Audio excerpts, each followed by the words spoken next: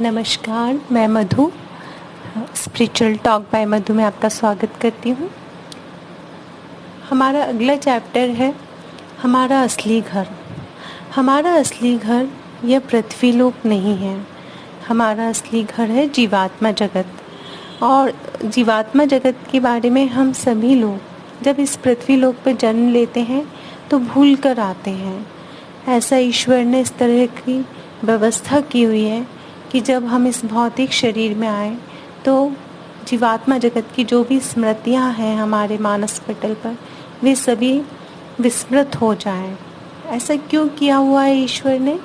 क्योंकि अगर हमें ये याद रहेगा कि हम जीवात्मा जगत हमारा असली घर है और वहाँ पर पृथ्वी से बहुत ज़्यादा अच्छी जगह है वो, वहाँ जाकर हम सारे दुख दर्द और सारे कष्टों से दूर हो जाते हैं, तो फिर हम जिस प्रशिक्षण के लिए इस धरती पर आए हैं उस प्रशिक्षण को और उस परीक्षा को पूरा किए बिना ही हमारा अवचेतन मन हमें वापस जीवात्मा जगत में ले जाने के लिए कहने लगेगा और हम एक सेकंड के लिए भी पृथ्वी पर रुकना नहीं चाहेंगे। यही कारण है कि ईश्वर ने हमें सब कुछ भुलाकर भेजा है।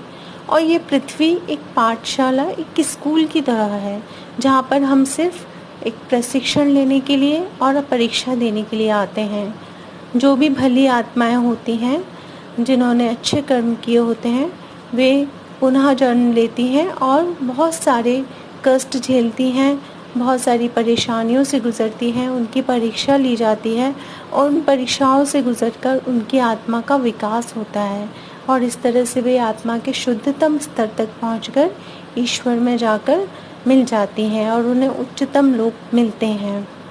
और जो बुरी आत्माएं, दुष्ट आत्माएं होती हैं उनको भी पृथ्वी पर आकर अपने आप को सुधारने का मौका मिलता है कि वे यहाँ पर आएँ और उनको जो कष्ट मिले उनमें वे उन कष्टों को सहन करें और उससे अपनी आत्मा का जो स्तर है वो ऊपर उठाएं, अच्छे कर्म करके, लोगों की भलाई करके और हमेशा लोगों के लिए एक करुणा रखकर, दया रखकर।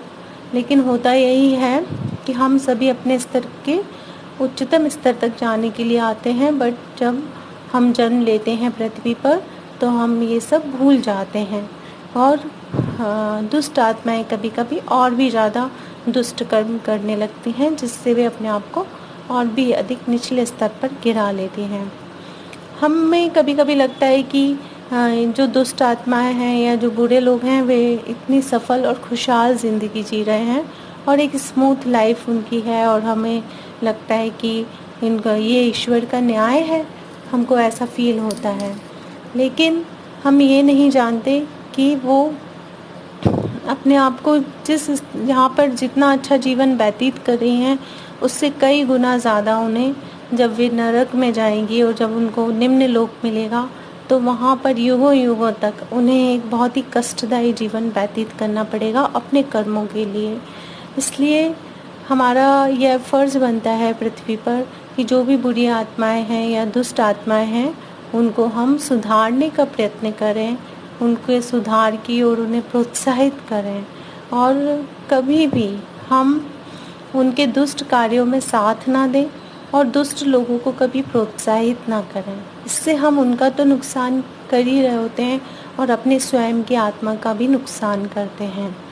तो जितने जल्दी हम ये जान जाएं कि जीवात्मा जगत ही हमारा असली घर है, पृथ्वी लोक नहीं, और पृथ्वी पर हम सिर्फ अपने कर्मों को अच्छा करके जल्द से जल्द अच्छे स्तर पर जाने के लिए और सीखने के लिए आए हैं। क्योंकि अगर आप अपने आत्मा के स्तर को ऊपर उठाना चाहते हैं तो जीवात्मा जगत में अगर आप होते हैं तो वहाँ आपको युगों का टाइम लगता है अपने आप को मान लीजिए आप 6वें स्तर पे हैं तो 7वें लोक में जाने के लिए आपको बहुत युगों का टाइम लगेगा। लेकिन अगर आप पृथ्वी पर हैं तो यहाँ पर आप अपने अच्छे कार्यों के द्वारा अपने आप का विकास करके बहुत जल्दी 6वें स्तर से 7वें में जा सकते हैं। इस वजह से ही अच्छी आत्माएं भी पृथ्वी पर जन्म लेकर आती हैं और वे अपने उच्चतम लोक के लिए प्रयास करती हैं। तो पृथ्वी जो है वह एक स्कूल ही है जहाँ पर आकर हम अपना प्रशिक्षण और परीक्षाएं पूरी करते हैं और अपना कार्य पूर्ण करके फिर हम यहाँ से अपने असली जीवात्मा जगत में चले जाते हैं। और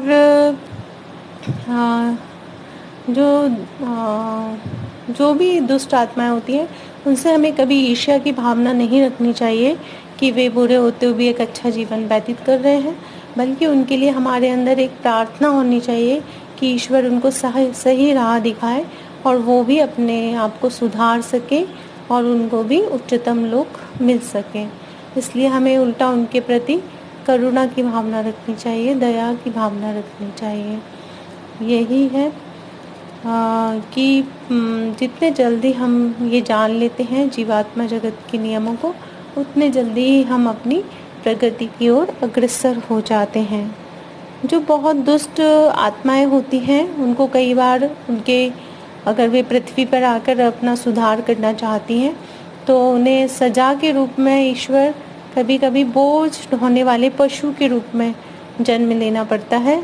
उनको कभी भी एक मतलब पालतू जानवर के रूप में नहीं मिलता जहाँ दया दिखाई जाए उनके प्रति।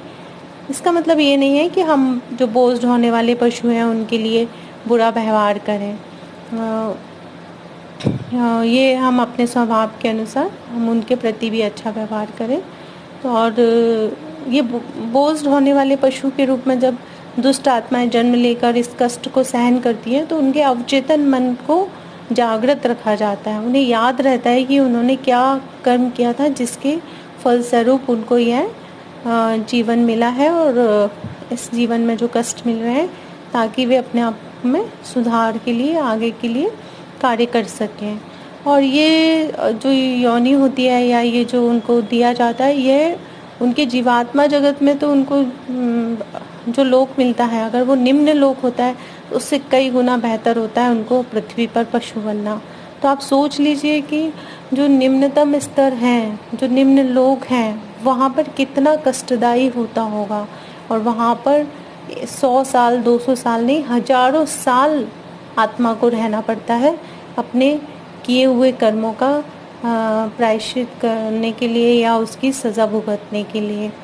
तो ईश्वर के यहाँ न्याय है, उस पर पूर्णतः विश्वास रखें। ईश्वर कभी किसी के साथ अन्याय नहीं करते। ऐसा किसी को देखकर कभी ना सोचें कि ईश्वर के यहाँ न्याय नहीं है। वहाँ पूर्णतः न्याय है। वहाँ पर पृथ्वी की तरह नहीं होता कि आपने किसी को अपने फेवर में करके न्याय करवा ले।